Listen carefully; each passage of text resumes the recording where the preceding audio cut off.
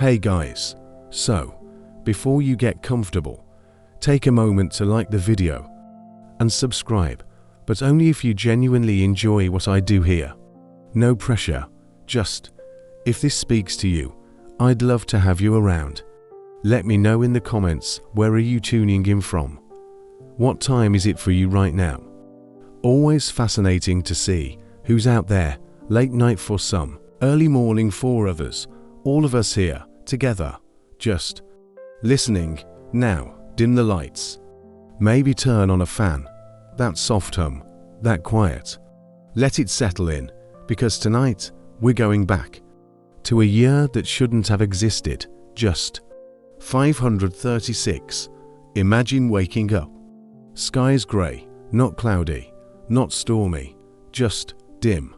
Like the sun forgot to turn on. You look up, and you feel it. Something's wrong. Not a sound, not a scream, just silence. And a sky that won't brighten. Across Europe, Asia, the Middle East, same story. The sun gives light, but no warmth, no shadows, just a pale disk, floating. Historians called it light without brightness, which, when you think about it, is terrifying. No one knew why. Some said the gods were angry. Others said it was sorcery. One guy probably blamed a goat. We don't know his name. But he was there, and the cold came, not sudden, slow, like breath fading. Crops failed, trees stopped growing, bread vanished. They called it the failure of bread, poetic, heartbreaking. No food, no hope, just cold and grey. Then came the dust. Fell from the sky, yellow, like snow. In China, summer snow. In Ireland, frost in July. People looked up, saw stars in the middle of the day. Not weather, the sky, resetting. And it got worse. Because nature doesn't stop at one disaster, it piles on. The plague, bubonic, came on ships, rats, fleas, death, spread fast, fever, swelling, collapse, millions died. Half the empire, gone. Emperor Justinian caught it, survived, but his world shattered. And still, the sun didn't return. Years passed, darkness, cold, hunger, disease, one after another. Like the planet had decided, this is enough. Civilizations thinned, villages emptied, silence in Scandinavia. No records, no graves, just absence, like people walked into the woods and never came back. And in Constantinople, panic, prayers, blame, collapse, the end felt real. But then, a crack of light, one morning, then another. The ash finally fell, sun returned, weak, hesitant, but there. Crops grew, people breathed, not joy, not yet, relief, quiet, tired relief. Centuries later, we found the truth, ice cores, sulfur spikes, volcanoes, one, maybe more, Iceland, or somewhere far, blasted ash into the sky. Blocked the sun, 4 years. No one knew, they just lived it, suffered, waited, survived. And then, centuries passed, and Europe rose again. From the dark came light, literally. Gothic cathedrals, tall, so tall. Stone reaching up, flying buttresses, stained glass. Color flooding in, like heaven breaking through. Not built in years, built in generations. Fathers, sons, grandsons, same hands shaping stone. Same dream, to touch the divine. With architecture, with light, with silence. And then, another fall, Oka, last Crusader city. Holding on, but the Mamluks came, surrounded it. Siege engines, fire, arrows, walls cracked. People ran to the docks, 2 ships. Some made it. Most didn't. Templars made a final stand. Brought the fortress down, on themselves, no surrender. Just fire, and stone, and end, Oka gone. Crusades over, dream dead, and in the dust of empires, there was one woman, Livia, born 58 BCE, lived through chaos. Republic falling, empire rising. Married Augustus, not for love, for power. She never held a title, but she shaped everything, advised, watched, waited. Her son, Tiberius, she cleared the path, rivals died. Conveniently, some say poison, others say timing, but she never flinched. Dressed in simple stola, veil, modesty, the perfect Roman woman, but behind the eyes, a mind like steel. She built a dynasty, Julio-Claudians, from Augustus to Nero, all her blood, her plan. Even when Tiberius turned on her, refused her funeral, left her body lying, she still won, because Claudius deified her, made her a goddess, Diva Augusta. After death, she ascended, not with fanfare, not with war, but with patience, with silence, with the long game. So here we are, darkness, plague, cathedrals, fall, power, all whispers, all echoes, and you, sitting here, lights low, fan humming, reading these words. You're part of it too. The story never ends. It just passes on, in comments, in thoughts, in quiet. So thanks for being here. Stay curious. And if you want, say hello. I'm listening. The silence after the storm, it didn't end with a scream. It ended with silence. After the plague, after the famine, after the last stone of ochre fell into the sea. The world didn't cheer. It didn't mourn. It just exhaled. Like a man who's been holding his breath for 20 years. And when he finally lets go, he doesn't know what to do with the air. No one sang songs about 536. No one built statues to the dead. There were too many. And too few hands left to carve. So the survivors just kept walking. Through fields of ash, through villages with no voices, through winters that never seemed to end. They didn't know they were part of history. They thought they were just living. One foot, then the other. One breath, then the next. And slowly, the sun came back, not all at once, not like a miracle, but like a memory returning, faint, hesitant. And then one morning, someone looked up and said, "It's warm." And someone else said, "I think I saw a shadow." And the world began again. Not fixed, not healed, just still here. The weight of stone you ever touch an old cathedral wall. Not in a museum, not with gloves, just press your palm to the stone. It's cold, but not just from age, from memory. Every block was carried by someone. Someone with cracked hands. Someone who woke before dawn. Someone who never saw his name in a book. They didn't build for glory. They built because they were told to, because they needed work, because they believed, and maybe, because they wanted to leave something behind, something that wouldn't rot, something that wouldn't be forgotten. So they lifted, they climbed, they fell. And when the spire finally pierced the sky, they didn't cheer. They just wiped their hands on their clothes and went home to a wife, to a child, to a meal of bread and onions. And they never knew that 800 years later, someone would stand in the same spot and feel their breath in the stone. The last letter from ochre, we don't know her name, but we know she wrote, a woman. In ochre. In May of 1291, the walls were cracking, the harbour was filling with ships, most of them leaving. She sat by a candle, scratched words onto parchment.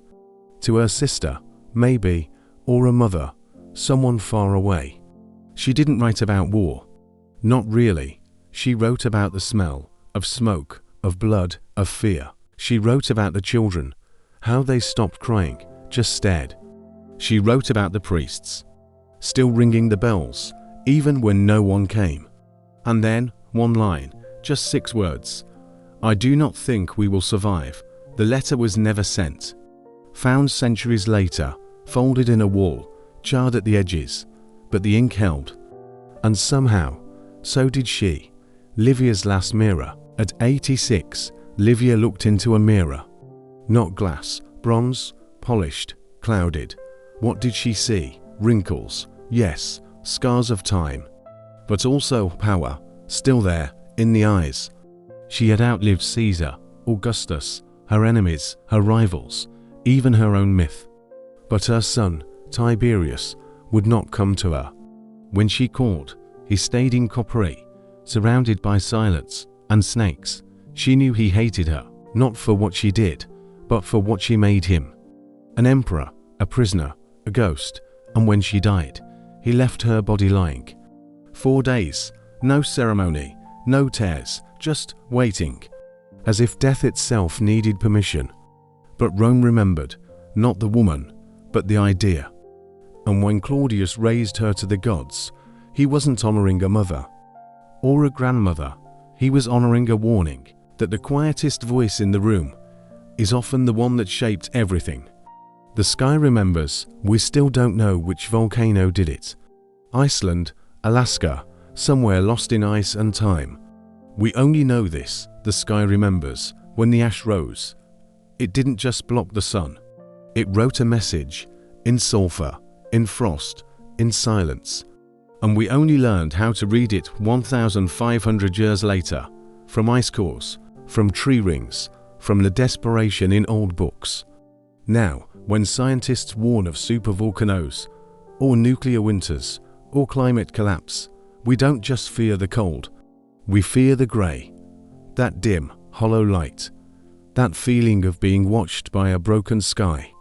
Because somewhere, deep in our bones, we remember 536, not as history, as memory, a collective dream of a world that forgot how to wake up. What survives? Not the empires, not the kings, not the wars. What survives?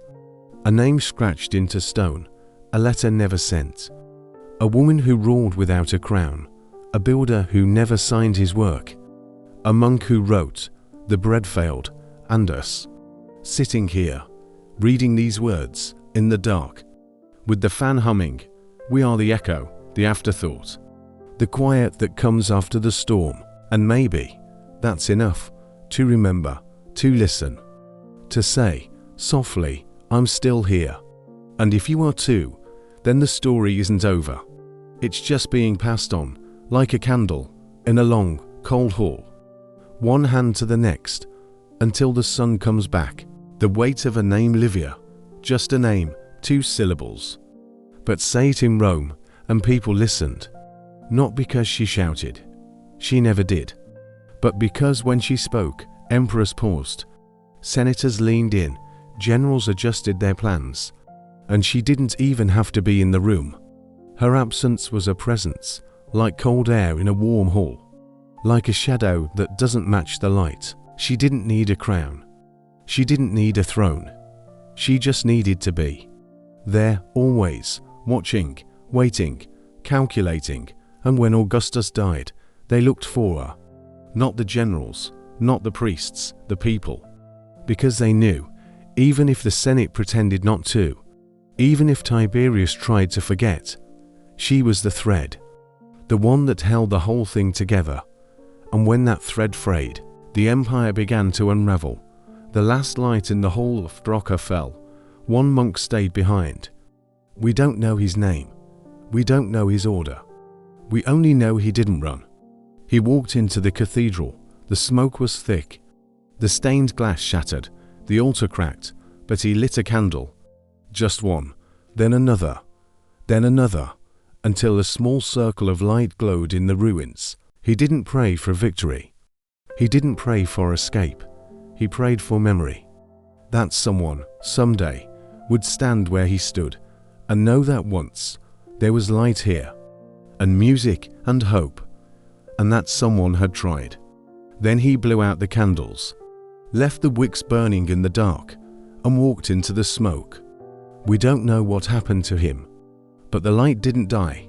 It just moved on. The child who never saw the sun in 537, a child was born in Ireland. They called it the year of no bread. The sky was still grey. The fields were dead. The mother was weak. The father had gone south to find food. He never came back. The child didn't cry much, just stared at the dim sky at the cold hearth, at the empty bowl. It didn't know what sunlight was, didn't know green grass, didn't know warmth that wasn't borrowed from a dying fire. When it finally saw the sun years later, it flinched. Not from brightness, from surprise, as if the world had lied.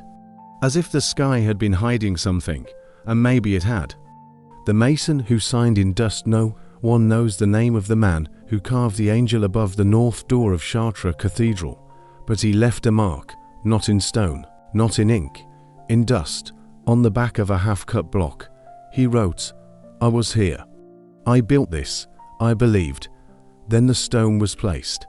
The dust settled, the centuries passed, and in 1987, during a restoration, a worker found it, faded, fragile, but legible. They didn't clean it. They left it, hidden, like a secret between builders. Because some things aren't meant for the world. Some things are just for the hands that made them, and the silence that remembers. The emperor who hated his mother Tiberius sat in Capri, alone on a cliff, looking at the sea. He had everything, power, wealth, fear, but he wasn't free. Because Livia was still there, not in body, in shadow. In every decision, every hesitation, every whisper from the Senate. What would Augusta do? He hated her, not for what she did, for what she made him, an emperor, a prisoner, a man who never chose his life. And when she died, he didn't mourn, he didn't rage, he just waited for the silence to feel real, but it never did. Because even in death, she was louder than the sea. The fog that never left, the fog of 536 lifted, eventually, but it never really left. It went into the stories, into the prayers, into the way parents warn their children, don't go out when the sky turns grey. It became a myth, a warning, a ghost. Centuries later, when a cold winter came, people said, the fog is back, not literally, but in the heart, in the memory, in the fear that the sun might not return. Because once you've lived through endless twilight, you never trust the light again. You always wait for it to go out. The woman who outlived the world, Livia, died at 86, an age almost unheard of. She had seen Caesar murdered, Rome burn, empires rise and fall, sons die, grandsons vanish, and still she walked. Not fast, not loud, but steady. Like a clock no one noticed, but that never stopped. She outlived Augustus, outlived her rivals, outlived her reputation, and when she finally closed her eyes, it wasn't with fear. It was with satisfaction, not because she won, but because she lasted. In a world that crushed the weak, she endured. Not by force, not by fire, but by patience, by silence, by being the last one standing. The light in the ice today, scientists drill into ice, Greenland, Antarctica, deep, and they find it. A layer, thin, old, sulfur, ash, the breath of a volcano from 1,500 years ago. They call it data, evidence, proof, but if you look at it long enough, you see something else. A memory of a world that went dark, of people who didn't know why, of a child who flinched at the sun, all frozen in time. And when they pull that core up into the light, it's not just science. It's a message from the past, from the sky, from the earth itself. We were here, we suffered, we survived, and now, you know, the quiet after the fall, after Oka fell, the sea was quiet. No ships, no voices, no bells, just waves and wind. And the smell of smoke. 4 days, no one came. Not to rebuild, not to mourn, not even to loot. Because some ruins are too heavy, too final. So the city sat, broken, empty, forgotten, until, years later, a fisherman landed. To fix his net, to rest, he saw the stones, the arches, the cross, half buried in sand.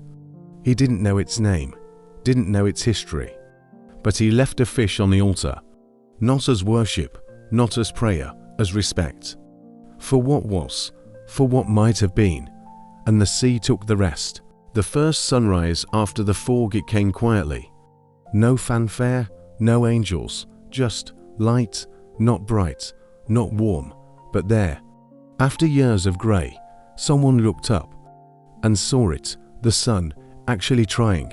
They didn't cheer, didn't fall to their knees, they just blinked. And then, maybe, they said it out loud. It's morning, and someone else heard and believed. That first sunrise wasn't a miracle, it was a promise, fragile, worn thin, but real. And for the first time in years, people dared to plant. Not because they thought it would grow, but because they couldn't stop hoping. The last man to remember the darkness, he was old. So old, born in the fog, raised in the cold, lived through the plague, and now, at 90, he sat by a fire. In a village rebuilt from ruins, children played nearby, laughing, chasing, not knowing what a failed harvest felt like. Someone asked him once, what was it like? Back then, he didn't answer right away, stared into the flames, then said, the sky forgot us, and that was it. No stories, no details, just that. Because some things can't be told, only carried. The builder who never saw the ceiling, he worked on the cathedral for 40 years, started as a boy, ended as a man with a cane and a cough. He carved the base of a column, near the entrance. A tiny scene Noah's Ark, to buy two. His hands shaped the animals. The rain, the ark. He never saw the rose window. Never stood in the nave when the sun hit the glass. Never heard the choir echo under the vaults. He died in winter, before the spire was raised. They buried him in the shadow of the half-built tower. No stone with his name, no prayer, just snow. But if you press your hand to that column today, you're touching something he touched. Not glory, not fame, just effort and memory.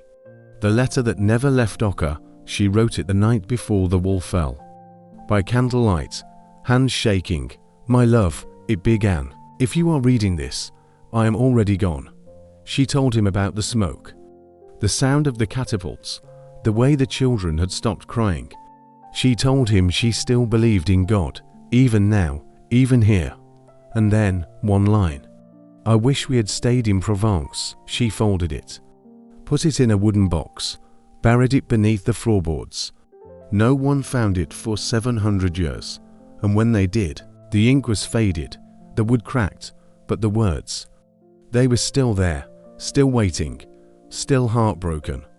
Tiberius alone on the rock coppery, the sea below, endless, cold. Tiberius sat on a cliff, not thinking of empire, not thinking of Rome, thinking of her, Livia, mother, architect, shadow. He hated her. He needed her. He was her. And when she died, he didn't mourn. He didn't rage. He just stopped, because for the first time in his life, no one was watching. No one was guiding. No one was shaping him. And the silence was louder than any command. He ruled an empire, but he had never been free. Until she was gone. And then, freedom felt like falling. The monk who counted the years in a scriptorium in Ireland, a monk wrote in the margins, year after year, line after line, 536, the sky darkened, 537, no bread, 538, the wind carried ash, 541, the sickness came. He didn't write for kings, didn't write for glory. He wrote so someone, someday, would know it happened. And when he reached 550, he added one more line, the sun returned. We are still here, then closed the book and lit a candle. The child born in the cathedral during a storm, in the middle of the night, the roof leaked, the stones were cold. The nuns wrapped the baby in a cloth from the altar, no name yet, just breath, just life. And as the wind howled outside, the stained glass trembled, red, blue, gold, light fell across the child's face. Someone said, he was born in the light of God, but really, he was born in the light of men who spent their lives trying to remember what light felt like, The woman who walked away from Oka, she didn't run, didn't scream. She just walked out the back gate, through the smoke, past the bodies. No shoes, no food, no plan, just movement. She walked 4 days, slept in fields, drank from streams. And when she reached a village, no one asked her name. They just gave her bread. She never spoke of Oka, not to her husband, not to her children, but sometimes, when the wind blew from the east, she'd stop, close her eyes, and breathe in smoke that wasn't there. The emperor who missed his wife Augustus sat in the garden, late, alone. Livia was inside, sleeping.